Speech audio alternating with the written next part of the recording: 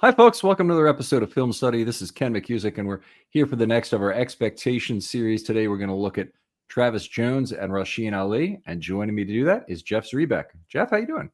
Good, Ken. How are you? Great to have you on the show, Jeff. First time in many years. We've tried a few times to it never works out for time and whatnot, but I appreciate you making time for this. And great always to get a chance to talk to you from time to time at camp, and great to have you on the show here. We usually start with the undercard on these, Rasheen Ali. So entering year two, what more do you know about Rasheen Ali now than you did last year?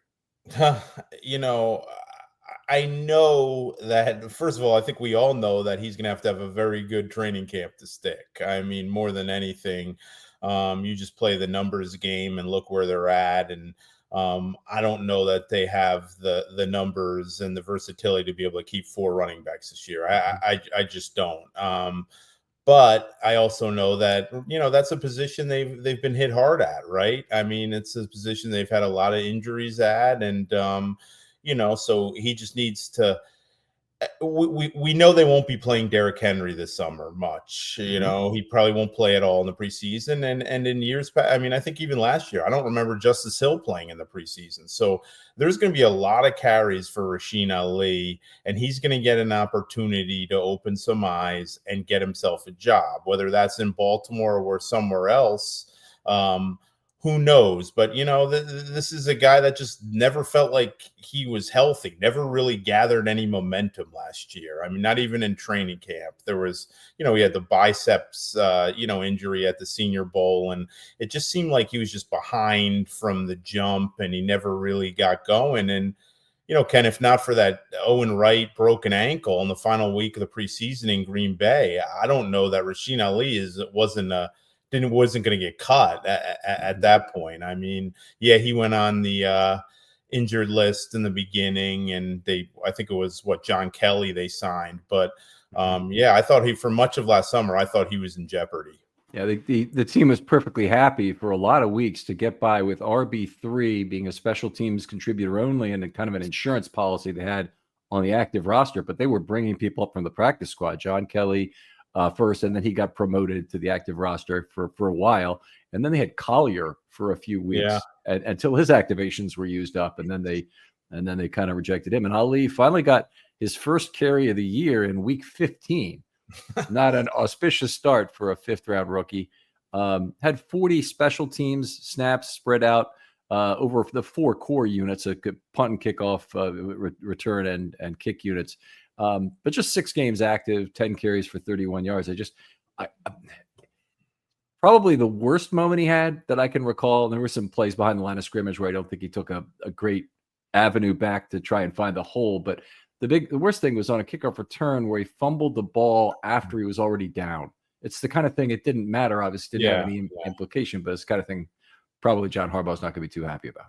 No, and there was some fun. We saw him put the ball on the ground over the summer at least once, that I recall correctly, and that stands out for a rookie. Obviously, I do think later in the season, I think it was the Philly game once, where he may have had a 30+ yard kick return, and I think later in the season there was he showed a little bit of juice on kick returns. Probably not enough to be a major factor this summer. But who knows, you saw kind of, like the thing always with him is he wasn't a home run hitter in college, right? I mean, there always was questions about his high end speed and not really having enough wiggle. And he was always said to sort of be a one cut back in college. And I guess there's nothing wrong with that, but late in the season, we saw a little bit on a couple kick returns where he had some open field and he did okay. But that's always going to be the question with him. Just his big play ability. And we just never saw much, right? And I mean, these rookies get a lot of reps in training camp, and it just, I don't remember too many times where he stood out for doing something that kind of opened your eyes. Yeah, it's very hard for me, you're standing there at camp, just as you do, that it's very hard for me to pick out really special plays for a running back. Yeah. When the running back catches the ball, great. But I mean, they never, they can't make contact. They, No. running through that contact is part of how they gain, your eye and whatnot. And it's just, it's tough. Going back to Mitchell, though, talking about the kickoff returns, kind of a tough situation for him that his primary competition at running back happens to also be a guy who covers the kickoff return duties in Keaton Mitchell. And so far, we've seen some explosiveness from Keaton Mitchell, obviously, in a lot of ways as a running back and certainly as a kick returner as well. Yeah, definitely. And I think, this is, I would be surprised, Ken, if they didn't give Keaton Mitchell a ton of work this summer. Yeah, he wasn't fully back health wise last year. Like he wasn't what, and if I believe the kid, and apparently the radar, GPS readings are his speed is back a little bit, and he's been tweeting about some of his GPS readings are well over 20 miles an hour. But I think there's a mental hurdle too, right? And I think he still has to get over that getting hit and getting up and taking a shot at the knee. So, I think this is the time you do it. I think preseason you get him a lot of work, and obviously that is going to impact Rasheen Ali. But we know those guys are going to get work this summer, and injuries happen. I mean, it seems like every year they lose a back or two, even if it's not one of their main guys at some point over the summer. Ali is firmly in that fourth spot right now. They have a couple undrafted rookies behind him. It probably helped his cause a little bit that they didn't draft, a running back. And I think many of us expected they would, but they didn't. So that probably helps. But yeah, it's tough to imagine right now 4 running backs making the team when you look at their tight ends and you look at the receivers. And I think the presence of Carson Vincent, too, who I don't expect to be active at any time this year, may not happen, almost forces you to have a 10th offensive lineman. And that takes away a lot of your offensive roster versatility if you're trying to assign 25 spots to the offense. And as much as we sometimes talk about it and special teams will determine this and that, it's almost always 25-25 on the 53 when they that's what they prefer doing. You hope for his sake he has a healthy training camp. That's one. He probably is a guy that, depending on how he looks this summer, that you could get on the practice squad. Everybody has a number 4, number 5 running back that they would love. Love is strong, but that they would probably like to keep around. And, maybe he's in that position. But maybe he, opens their eyes and capitalizes over an injury. No one wants any of the guys to get hurt, but he stands to put himself in decent position either in Baltimore or somewhere else if he just has a healthy training camp and he actually shows himself well in the preseason. I was going to say after his first year, I'm really having a hard time seeing that he'd be the kind of player who's automatically taken off the Ravens practice squad near the beginning of the year. Now, as the replacement level dwindles downward as the year goes on because of injuries, sure, there's a possibility. And there's also a possibility the Ravens might need him at some point to be elevated as the third back for a game. Yeah, no question. And we've seen them use those elevation spots and backs before. As you mentioned, they did it last year. This is a guy that had 2,000+ yard seasons at Marshall. There's some pedigree there. So I'm sure teams are very well aware of him, but that's just a position where the supply far exceeds the demand usually. And that's true of the NFL. And there's going to be free agent running backs that are looking for work over the summer and decent names, So it'll be interesting to see how he performs, and special teams will always factor too. I think the kick return, punt return battle, all that, is going to be, there's not a whole lot of open positions and roster spots heading into the season. So the return game is going to be something to watch. And I would assume he'll get at least some opportunities. I wouldn't expect him to be a frontline guy this summer, but I would expect them to mix in some opportunities for him. Right. And he's a kick return and not a punt return guy as you would see it. Yeah. I'm in the same spot. I don't really see him being a guy who'd range a long way on the field to get under a punt and explode out of that. we're off on a tangent a little bit, but do you think LeJohntay Wester is more or less the front runner right now for that spot? I would say he is. Yeah, I would say he is. They drafted him with that in mind, and they definitely wanted to come out of day 3 of the draft with a return guy, and a couple guys got snagged near them or right in front of him. But Wester was always a guy that they kind of liked as well, and they thought they could make it. He could make an impact in that area, and I would expect fully expect he'll get the first opportunity to. I would still like to see some of the backs. I would like to see Keaton Mitchell on kickoff return. Like you look at this offense and all their weapons they have and all the guys that, you're going to want to get the ball to. If it's an opportunity to get the ball in Keaton Mitchell's hands 2 or 3 more times in the game, I think you have to kind of give him an opportunity. So we'll see how that plays out. But yeah, I think as you enter the camp, Westwood would be the kind of the leader in the clubhouse, so to speak. All right. All right. Very good. Well, we get to this part of the show. We talk about what a good season is for the player and then what a great season is. And we'll take a turn on a good and then a turn on a great. But define that however you will. I define it as kind of the 60th and 80th percentile of what I think is a reasonable range of outcomes. What does a good season look like to you for Rasheen Ali?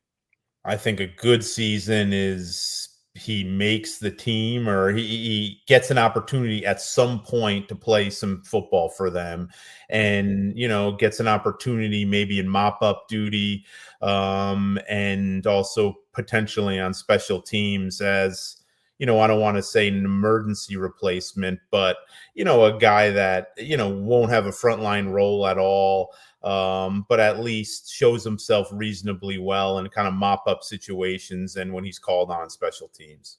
All right.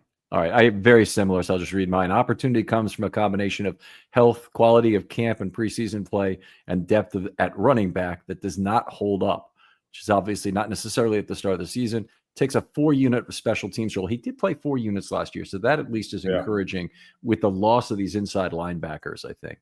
And active for 10 plus weeks, plays between 25 and 75 snaps at running back with no particular expectation of run success. We have that few snaps. It's silly to try and say, well, he's going to get 4.7 yards per carry or something, but it could be successful. All right, let's talk about a great season. What does that look like for Rasheen Ali? I mean, great season. I think it was he established himself as obviously a legit NFL back, and he shows himself well enough over the summer and the preseason where, maybe not right away, but at some point they try to work him, get him involved in the offense as a number 3 back and, give him an opportunity as a kick returner. And they just feel like, he had a good off season and he's healthy now and he could help them on both offense and special teams. And he's worth, getting a couple touches, in the game. I think that would characterize as a great season. If he establishes himself as that kind of player. Yeah, I'm with you almost exactly on that. I'll add a couple of things. I'd like to see him do a little bit more as a receiver. He got thrown the ball twice this last year, dropped one of them, and the other one went incomplete. Obviously, he's got to do a little more than that. That goes without saying. But a 4-unit special teams role, I think he secures that in a great season. He has some long stretch of playing time with the team where he's the 3rd back. Probably comes due to injury. It's sad to say, but that's just the most likely way that can occur. And he plays between 75 and 200 snaps on offense, I think, in a great season. Again, 80th percentile, not a high chance of that occurring, but, I can see a role to playing time for him. I just think he's really, like you said earlier, up against it in terms of making the team this summer. All right, let's move on and talk about Travis Jones a little bit. He's entering year 4 after an impressive jump forward, I thought, in 2024. The heart and soul of the Ravens pass rush in a lot of ways. Now, you've been covering the Ravens for a long time, Jeff. So from the days of Elodie Nada, the guy who had to be doubled inside and never put up really beefy pass rush stats personally, still was very central. Pernell McPhee, in a big way, was that guy on the inside. Travis Jones really gave others opportunity this last season. Yeah, he really did. And we live in a, people want to see sack numbers, right? And people determine, how good of a season players have by certain statistics, and an interior defensive lineman, people want to see the tackles for losses and the sacks and the quarterback hits and maybe, some pass knockdowns. But he became, a frontline guy on this defense who did a lot for him. Upped his playing time this year. I mean, he played a ton of snaps in that Buffalo game, which kind of showed where he was at. They needed him to play more down the stretch with Michael Pierce's injury.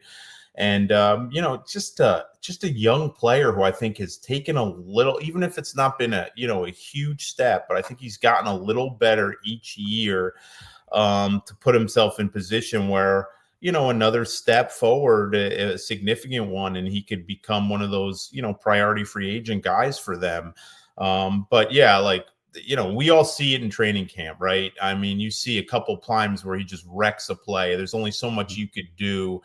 But he's he has some wow reps where, I mean, the guy is massive. You see him walking around the locker room and with his shirt off and everything about him. He's just enormous and not a sloppy big, right? I mean, he's just really well put together, really nice kid. And I think he's kind of, each year he gets a little more confident. I know Chuck Smith is a guy, and he's worked with Matabike and try to, add to his pass rush repertoire a little bit. But he really took a nice step forward last year, I thought. He and Matabike are one hellacious pass rush duty. And, we, of course, keep participation by play for every snap.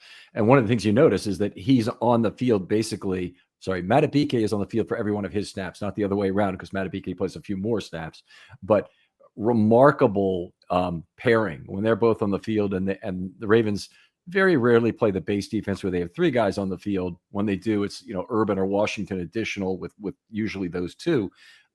They are a stout group, run or pass, and I think that Matabike and he work very well together in terms of what they bring to the pass rush. You got some under ability and some looping from Jones. Matabike has that quickness to go over. He can also be, as you know, the underneath guy is often the one who derives a lot of the opportunity from a stunt. It's often thinking, well, the guy's looping around must be getting all the advantage. It's really not true. I've been so impressed with what Jones has done this last year to go forward, and probably one of the really danger points for the season was when he got hurt in that Tampa Bay game. I think it was Tampa Bay where he got hurt, and they were really shorthanded on the interior. Yeah. And I think we saw a little bit of lull. Not that he still wasn't effective, but I thought that took a little bit out of him. And I think he had a high ankle sprain, if I'm not mistaken, Ken. And that's a tough injury. And he didn't miss a ton of time, really, in terms of snaps and all that. But he, I didn't think he was kind of the same guy. I think he was really, you saw it each week. He was getting better. And then he had that, and that slowed him down a good bit. I just think he's a guy that, coming out of UConn, right? There was all these questions about, he's not a twitchy. He's not real twitchy. He doesn't have that explosive first step and all that. But man, as I said, there's some reps where he just whoops the guy in front of him, and it's not even a fair fight. It's a men against boys type thing. And, it's what I said earlier about stats. I think, in a perfect world, you'd like to see more splash plays or, so to speak, what fans consider splash plays and plays behind the backfield, impacting the quarterback a little more. But if you watch him play in and play out, and actually, if you talk to other teams about him, I mean, they're very well aware. I've heard other offensive linemen, opposing teams talk about what a bear he is to deal with. I had an interesting discussion with Brent Urban, and I really want to talk leverage with Brent because he plays off the line of scrimmage. He plays to take advantage of his height and get his arms extended and do all sorts of things to use his leverage well. And I said, well, when you were playing across the face of a guard, can you go one arm into the center and knock him out? And he goes, no, I never could do that. I have to use both arms. The guy who can do it with one arm is Travis Jones. And he's got like a tree trunk effectively that he's using for an arm there. But it's a interesting, people talk about him in hushed tones. And it was interesting. You're right about, how people badmouth him coming out of school. I hate falling into groupthink about players. And this happens with any number of people. I think it's happened a lot, frankly, with Malachi Starks recently. I'm very happy he's a Raven. Okay. I'm thrilled about it, but I'm not. I probably liked Emanwari better in the first. I did like Emanwari better. But I'm thrilled that they got Green and Starks in the first 2 picks. That's a wonderful combination. But I think this groupthink that happens in a lot of ways over how good a guy really looks on tape or not. And Jones, I mean, he looked pretty good at Connecticut to me. And I heard major people saying that they didn't think his tape looked that great. It wasn't a great context that he was playing in, but it was I thought, very good play. I mean, his team's terrible too. Like, he was not getting a whole lot of help. And going back on it a little bit, like, I think when they played good teams, he was productive. This wasn't a guy that just mopped up on, bad teams. And, he didn't have a whole lot of help around him. And he had to play a ton, I thought he performed well. Remembering back coming out, I thought he did some of his best work against and didn't he have a really good Senior Bowl, if I'm recall correctly, Ken? I think so. Yeah, I don't really watch the Senior Bowl religiously like other people, but yeah. Yeah. No, I think whenever he had an opportunity to take a jump up in competition, he more than looked the part.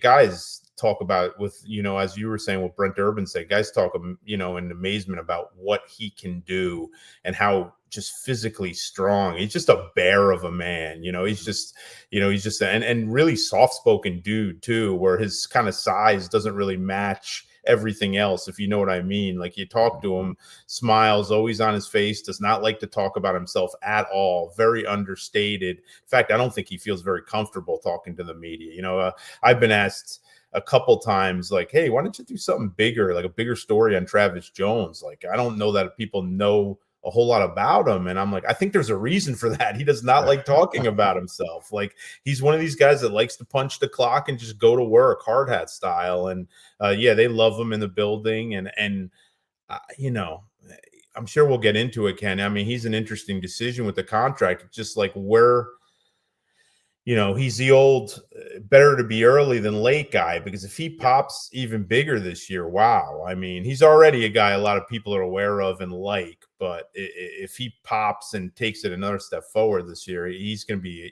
he's going to get quite pricey. Well, let's talk about that a little bit, because, the Ravens obviously have a lot of players coming out of year 3 and some others that are going into the 4th year and have a 5th-year option and whatnot. Linderbaum, of course, likely. Owe falls into this category. Faalele, Darius Washington, I assume, is not on the table right now given the injury situation, but Jones is a huge one. And the signing of Derrick Henry has limited the pool of total available dollars in some ways. While I'm thrilled to have Derrick Henry here, it's just there was a whole bunch of signings I expected to progress to be made. We heard the comment made a few weeks ago where Eric DeCosta said there were some balls in the air. They had a lot of balls in the air. Do you have any sense, or is there anything you can share for us from what you know, maybe on the inside of what who's in contract negotiations right now? The guys that my sense at the beginning of the offseason, 2 of the guys, I think the quarterback's obvious. And, I just think with his cap number next year, I think they would love to get that done. You'd want to get ahead of that. And I've talked to different agents that represent Ravens who would like a new contract or nearing kind of decision day, for lack of a better term. And, that they're, some of the guys who haven't had a lot of traction with the Ravens, that they kind of indicate that they think they're waiting on Lamar. The Ravens are really trying to get that one done first. So, but that's just such a, I've talked about this elsewhere, Ken, but, I know people are like, hey, just give him the Josh Allen deal, throw in a couple million to get him the highest paid and just go from there. But it just doesn't work that way with Lamar. I mean, I can't begin to try to get in his head and say exactly what he wants and when he wants it. But it's just, he's different. He's a different dude. He's unique in a lot of ways. And, You just never know. I mean, they didn't think they were in on it when he finally texted Eric DaCosta back a couple years ago and said, I think we have a deal. Like, I think Eric was kind of stunned. It's just a hard negotiation with him and all that. But I think he would be the one. But the other guys I put aside that, Henry was one of them. But the other two guys, I would be very surprised. And they're so secretive, as you know, about contract talks. Mhm. But I think Isaiah Likely and Kyle Hamilton are the two that stand out to me. Early in the offseason, when I would talk to people, Lamar's in his own bracket. The three I would hear most were Derrick Henry, Isaiah Likely, and Kyle Hamilton. Makes sense in a lot of ways. Hamilton obviously probably is the best non-Jackson player, possibly even on the team. But the fact that Hamilton's ahead of Linderbaum, I don't think should surprise anyone. Also, the 50-year option being what it is, though, Linderbaum's kind of pushed to the head of the queue in my mind because they're forced to make an earlier decision. So they had May 2nd, I thought was actually a critical date for them because that's when the 50-year contracts were announced. I don't think the Ravens wanted to say what they had to say on that date, even though they did it in the most statesman-like possible way. I don't think they wanted to say, you're getting it, you're not. Yeah. And then just go ahead. Just to continue on with this, and now they've got this Mickey Mouse Cam Jurgens contract, which doesn't make any sense relative to the rest of the league. Certainly doesn't make any sense relative to Creed Humphrey. That really makes it very difficult to slot in a player like Linderbaum correctly. Yeah, and I mean, first of all, one thing about Linderbaum, guy's been in, guy's been in the facility pretty much every day this offseason. He's not, I would be surprised if he's one of these guys that have a hold in or he's just, I mean, maybe he will, maybe he'll get that advice from his agent. But every time I talk to people, they talk about how he's been there constantly. And he takes this leadership role, offensive lines very seriously. One thing, I never like speculating, obviously, about injuries, but I think the neck thing from last summer is in the back of their mind a little, Ken. And reality is, I don't think that they're necessarily worried that that's a long-term issue. He played the season, but you just don't know. And by putting the fifth-year option on him, it guarantees it for next year already. Yeah. And if something happened this year where he aggravated that, where his long-term future could be in jeopardy as a football player, I don't think they wanted to be stuck at that number. And that's just one of the reasons. It's a high number where you're grouped with offensive tackles. Obviously that factors that, but I think that has a little something to do with it here. And they figure, you know what? The franchise tag would not be that much more expensive than the fifth-year option, but we don't have to do it now and we don't have to lock ourselves in. So the goal is to get an extension with him. But if we didn't at this stage of next offseason, it would be less risky to do the franchise tag just because the whole non-guaranteeing. If you're looking for a better way to unwind, focus, or even get a good night's sleep, listen up. Let me tell you about Mood, the online cannabis company that's changing the game when it comes to functional gummies. They've crafted a whole line of federally legal THC blends designed to help with everything from stress to sleep to mental clarity and even some spicier needs if you're into that. Now, what makes Mood different? They go beyond just THC.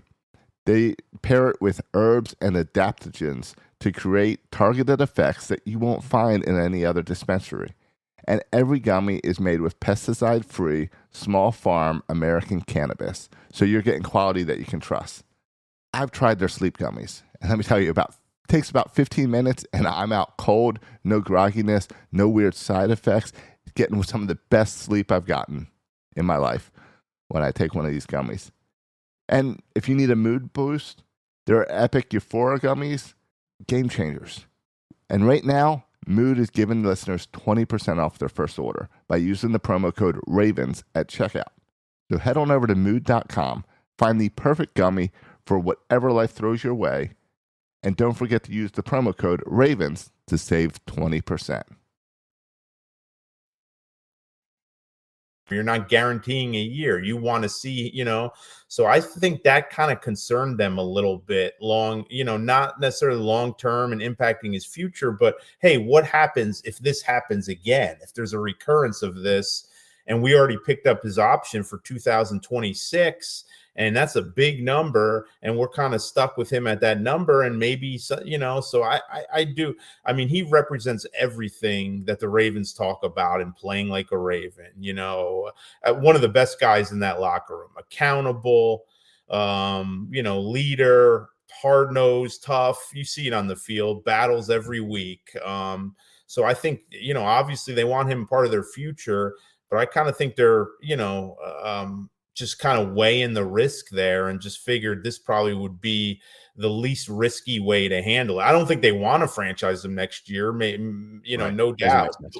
Yeah. No, but I mean, I think that the concern was, you add that, you guarantee that 5th year, and if something happens, then that's a potential big deal. That's a big loss. Yeah, I think you're correctly hitting on that being a larger risk. I also don't like the fact that you start him at 23.4 million. That's guaranteed, and then that becomes the basis of negotiations. Yeah. Not that he's going to get that on average over the contract, but he might get 23.4 plus an average of 17 the rest of the time for 3 more years that he might try and negotiate for.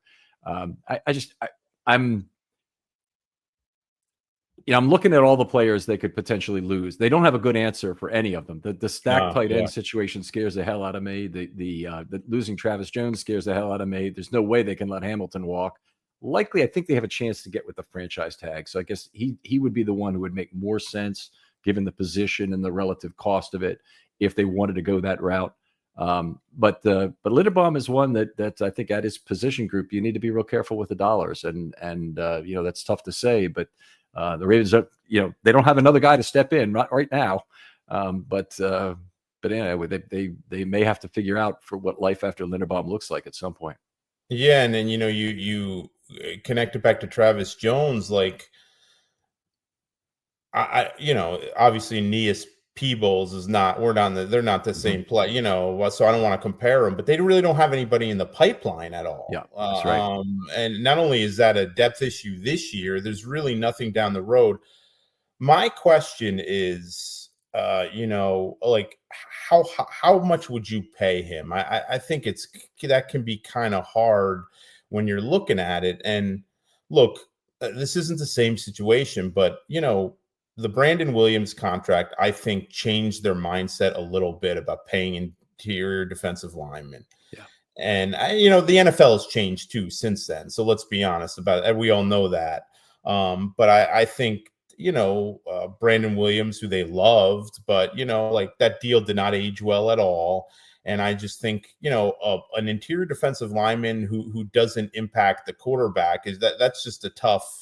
But I think Travis Jones does in a lot of ways because he helps other guys do it. But I just think that's a hard number to come by with Travis Jones. I was looking at it and I was saying, like what is it? There's 15 interior defensive linemen making over 20 million per, and I guess then there's 7 or 8 who are 15 million or over. It's a hard number to come by. And I don't know what his asking price would be, but like the Matabike deal, boy, would that have looked a lot better if they got that done in off season earlier. Yep. And I keep coming back to Jones with that. I mean, he could be one of those guys, even if he goes out and has 6 or 7 sacks, given everything else he does for the team. Oof, he's going to be expensive. Yeah, he'd be prohibitively expensive. I think they'd lose him for sure if that were to happen. And they've got because a couple of players in that same situation. If Daniel Faulele plays like he did the last 5 games, Daniel Faulele is going to be out of the Ravens' price range. I mean, it's just the way things sometimes happen, and you end up losing that. If Dafayowe goes off and has he had a very high close rate this last year. It didn't have the greatest pressure rate, but if he expands the bottom of that pyramid with more pressures and still has a similar sack total, he's going to be very expensive in terms of trying to keep him. He already probably will be, but young pass rushers in their prime, it's they don't wait long on the open market, and they're kind of name your price kind of guys. And I don't remember, Ken, I could be like all these years kind of mixed together at this point, but I don't, this kind of is we're getting to the big time of year for contract extensions. Like, Mhm. players want their deal settled before heading to training camp. It's really good thing for them. And teams, you get the cost certainty, you hedge off any potential hold-ins or any of that. But I think like it's the next phase of the offseason. I mean, the Ravens are not done. They'll make a couple veterans, but their the roster building, the heavy lifting is done. There'll be, Mhm. a couple more small moves. So this is what the Nick Mattios of the world, this is front burner for Nick Mattio and Eric DaCosta. But I don't remember another year where they have so many guys that, you could make a case for, or, you could, you see a press release, if that's how the story breaks, and say, okay, there's a lot of guys this year. I don't recall as many in past off seasons where you say, what, they could extend him, or, it would help them if they get him done. I don't remember this many guys as they have now. I don't know about you. Yeah, especially coming out of year 3. So the year it would have happened, and they did a good job unraveling this pretty quickly, would have been like 21, because the 18 draft was so good, they Yeah. had to deal with a lot of it. And by then, they traded Hayden Hurst. Before 21, they traded Orlando Brown for Yeah. good capital, and they'd already traded Kenny Young. And so even though they had 12 picks where 9 of them made the team, or whatever it was, they lost Zach Sealer at that point. That was tragic. Yeah. Yeah. But they and they let Gregory Sinat get away, a size and shape pool guy who was you're going to lose him as soon as you put him on the practice squad. But they had unraveled that draft, unwrapped it fairly effectively. The 22 draft, those guys are all still here. I know. And there's a good chance. I thought, I want rooting for it, and everybody wants to spew acid at me basically for talking about Isaiah Likely potentially being traded. Why would you trade Likely? I'm not going to trade Likely. It's, the two sides could be too far apart on a contract, and it would be the rational thing for the Ravens to do, to trade him before the draft a new tight end, and unstack those contracts so they could have their tight end room a little more settled than 4 free agents coming after this year. Yeah, that's an interesting one, and they really like him. He's grown rapport with Lamar, and it's just funny, like, this is not a guy that they were really planning to take. I mean, if you go back to that draft, like, they wanted the Steelers receiver, right? What was it, Calvin Austin? Is that his name? The little slot receiver. Yeah, I think that's right. Yep. Yeah, and kind of they were on the clock. They had all those picks that year. They're like, okay, we got to pick somebody, and they're kind of asking around the room, and as Greg Roma, yeah, I like Likely a little bit, and now it's, they can't afford to lose them. The thing about, I'm curious. Okay, they sign him. What is Mark Andrews' reaction? And I know fans are going to be like, there's so much anti-Andrews sentiment right now. Well, who cares? Like, but coming into his last year of his deal, and despite how the season ended with Andrews, he's probably outperformed that contract of his. I think most people think he has. And, now he's going to go into the last year of his deal, and you're going to sign the number 2 guy to an extension where he knows then he's pretty much out the door, because he has a smart agent. They know they're not going to pay 2 tight ends anywhere near the top of the market. So the issue of, paying Likely is, okay, what does that mean for Andrews and his willingness? Will he say, okay, trade me then? And we're at the point where I don't know what you're getting for him anyway at this point. So yeah, a lot of variables there to any of the guys they could extend. And we haven't even talked about him, Ken, but does Rashad Bateman demand a new deal, or has he already? Yeah. I mean, we think we all know that the contract's been a kind of a touchy subject with him over the years. The Ravens kind of took advantage of the whole thing last year, and him not reporting on time, and got a deal and got some money in his pocket, but also got a deal that was very team friendly if he popped. And you know what? He popped. And I don't know what conversations he's had with Eric. Okay, like, has he said, okay, but when time comes, you better take care of me? I don't know, but he's another guy where, he's not quite in the same category as those other guys, because he still has a couple years left. But I'm curious about where he's going to be at this summer. Especially if they're extending quite a few other guys. Yeah, that is a little frightening because he's clearly playing way below what Yeah. he otherwise would earn. I've made the comment a number of times with Bateman that I think he has the highest value second contract for any wide receiver in the NFL, which means he's got the most trade value of any second contract wide receiver. I think if you tried to trade him with this contract, the problem is everybody would be anybody who gets him is going to automatically expect that they have to re-sign him for more years and do that. But if you could make him play, and you can't, but if you can make him play, then it's worth a first round pick, probably a late first round pick right now. And boy, he's certainly has overcome a lot of the objections that even the most ardent Bateman haters out there on the internet have posted about him. Yeah, when that report, I think it was Jordan Schultz, about how the Cowboys were in talks with Rasheen, there was no accident why that came out, right? The Cowboys have been canvassing the league for a receiver. I'm sure they called another team, quite a few teams, about receivers, and that Rashad Bateman's name came out.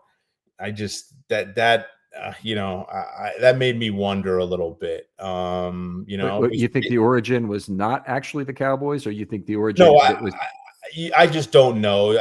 Usually, like even in the season before, there was all these trade rumors and speculation, and all of a sudden they signed him to a contract extension. So I'm not sure who the origin as a story is. I don't like to pinpoint other people's sources or anything. I just don't think that was an accident. I don't think Bateman's side minded that coming out. Right. And who wouldn't want him on that contract? So I think anybody who's ever watched him in practice, like we have, and see how the route running and how smooth he is, we all knew if he stayed healthy and they kind of kept improving as a passing game that he was more than capable. He's more than capable, even more than what he did last year.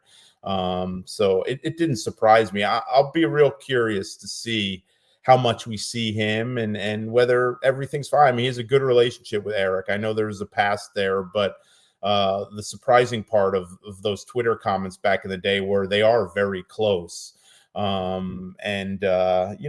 He's had a couple. I think he's on his third agent, Rashad Bateman. So it's always something to watch, with him. And, there's just so many guys. There's so many guys you can make a case for paying right now. One thing I love about talking football with you, Jeff, is you truly are the insider when it comes to Baltimore Ravens. And I want to give the listeners just a little taste of this. I have seen it happen more than once that after John Harbaugh is finished at the podium, he didn't get a question he was maybe expecting to get, or he wants to release some information. He'll pull Jeff aside after that thing and tell him something and say, can you disseminate this or whatever to the rest of the media?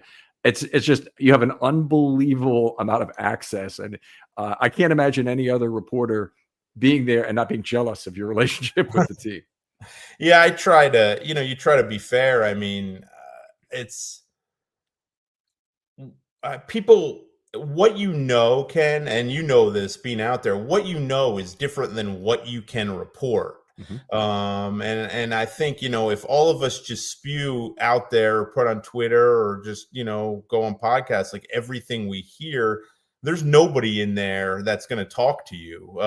So you have to build those relationships, build trust. So these people, the important people in the organization feel comfortable talking to you.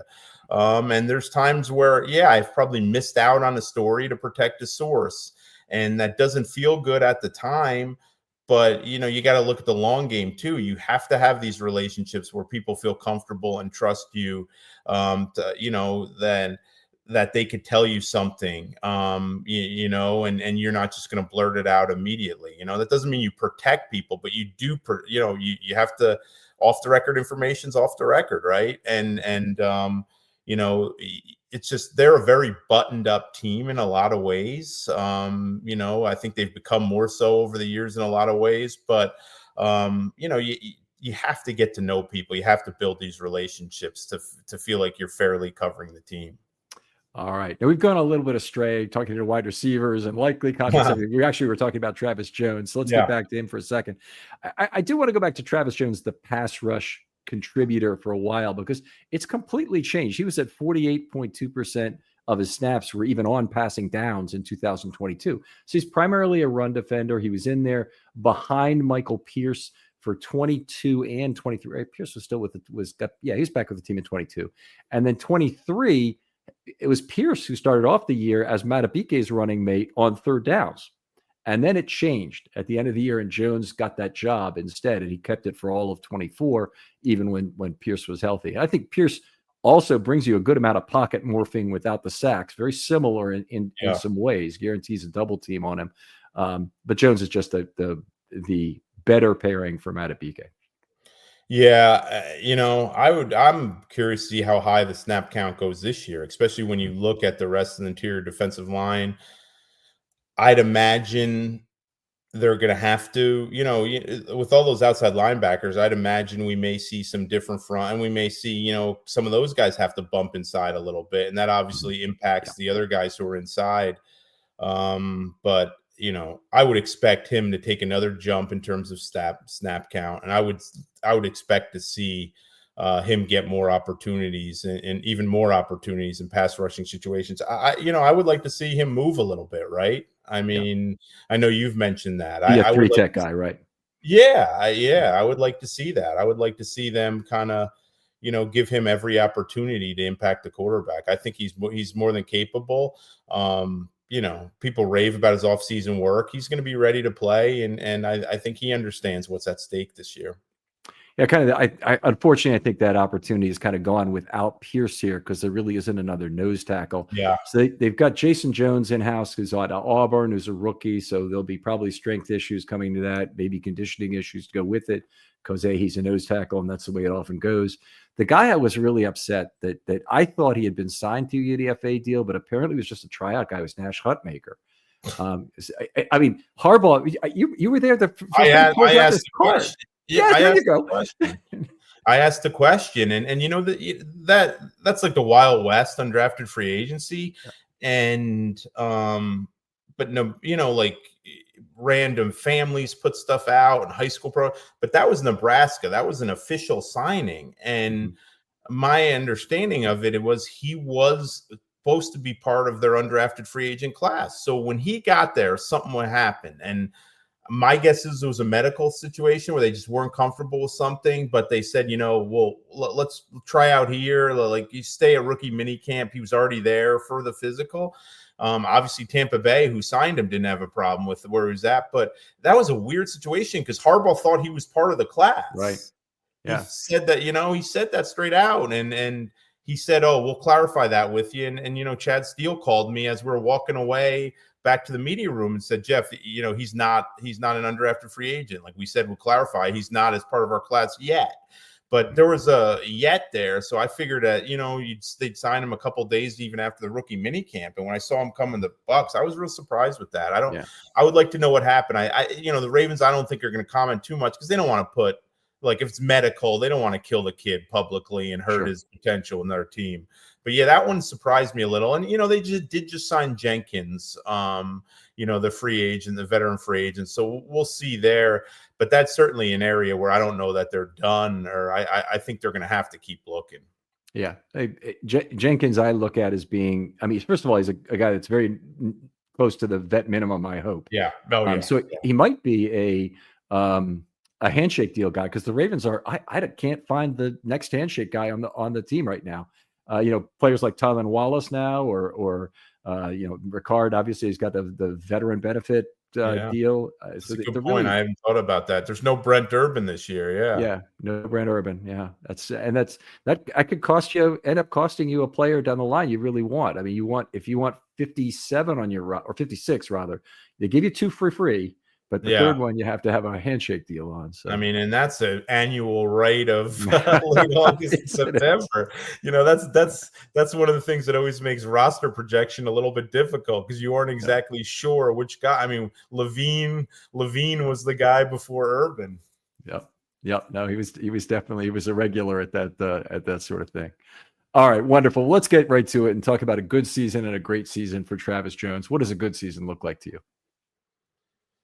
I think a good season is, another step forward, ups his snaps a little bit, makes a few more splash plays while still maintaining, his impact, consistently. And, you know, uh, it's just, I don't want to, it feels too simplistic, but just another step forward, another step forward in his development where he becomes an even more impactful player for them.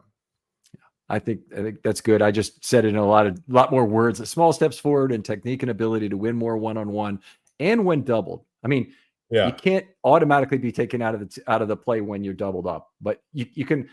One thing you can do is make sure that double is maintained. So sometimes that guard will get to come off. That left guard will come off you and help out against the outside pass rusher. You still got to work to try and make sure that you hold on to that double when it's happening.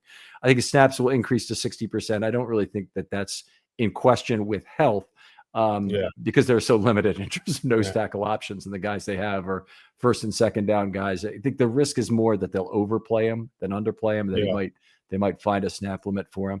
I think he stays paired with Madubuike on obvious passing downs.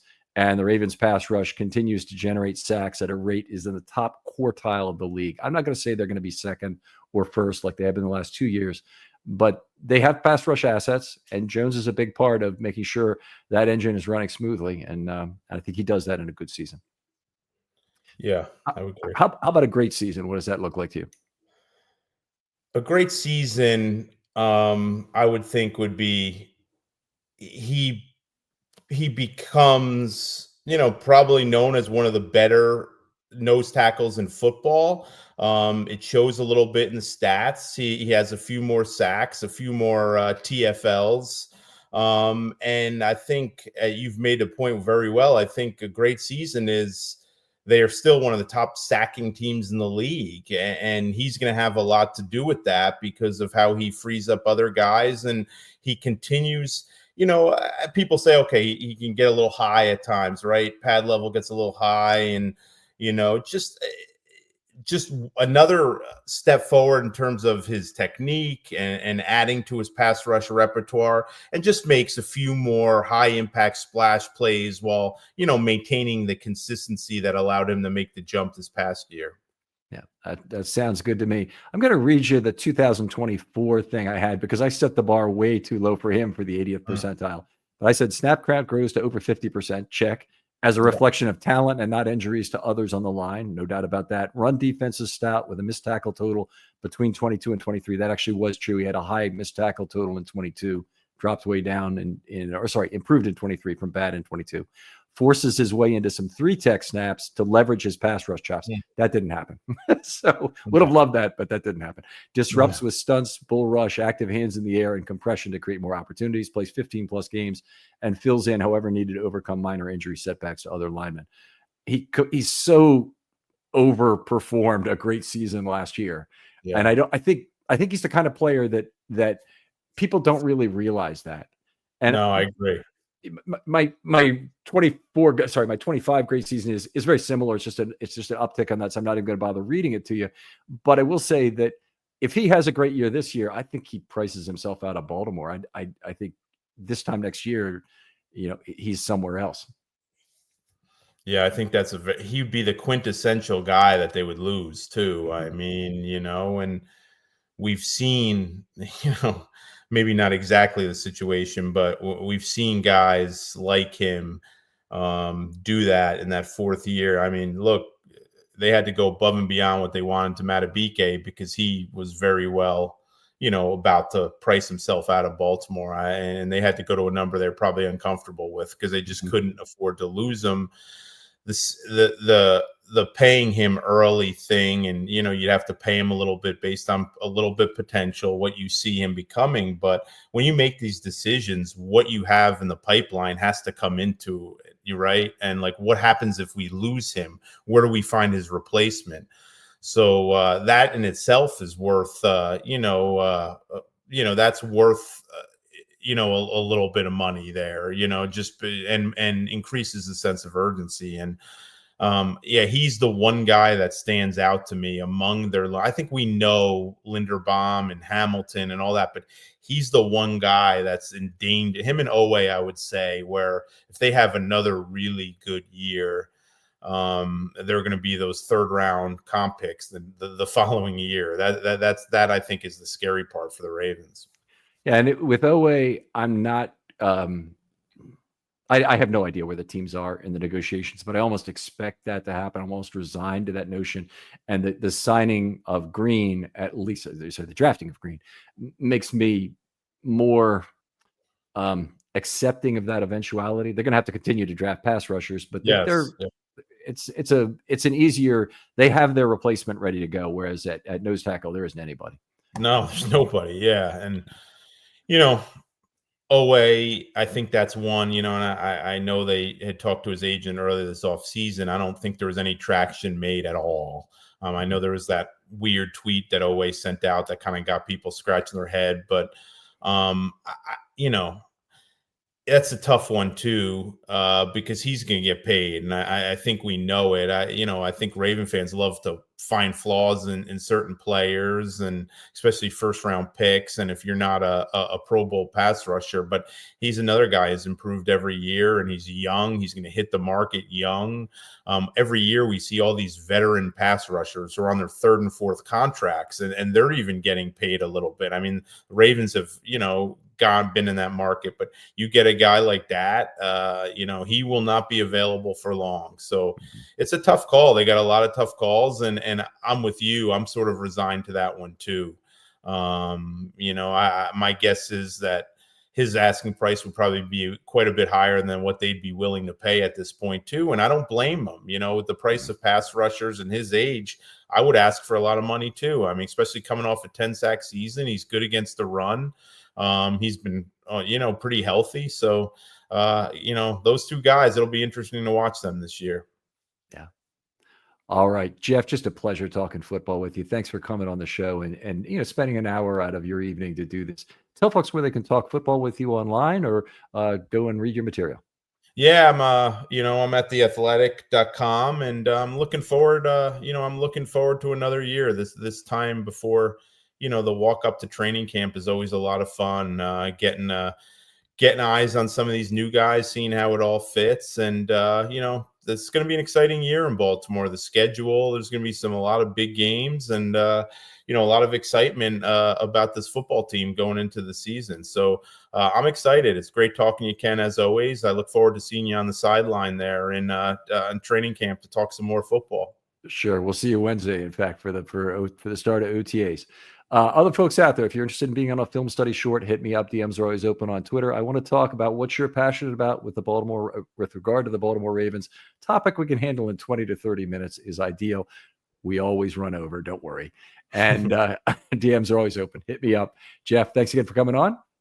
Thanks, Ken. Great talking to you. And we'll talk to you next time on Film Study.